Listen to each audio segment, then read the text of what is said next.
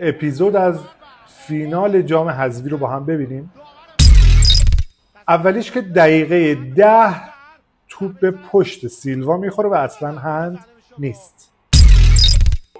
دقیقه 48 سهرابیان روی عمری خطای گرفتن رو انجام میده. با توجه به اینکه شانس مالکیت توپ رو داره، این صحنه 100% موقعیت آشکار گلزنیه و سهرابیان باید اخراج میشد.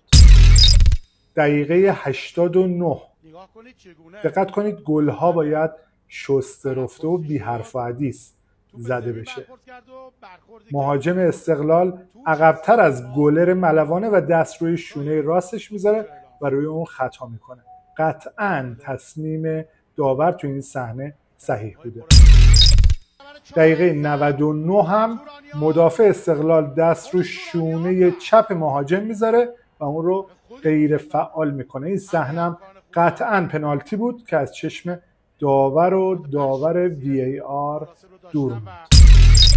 مهمترین صحنه بازی هم دقیقه 120 اتفاق میفته که روزبه چشمی روی مدافع خطا میکنه که دیگه تو این دقیقه جایی برای جبران تیم ملوان هم باقی نمیمونه.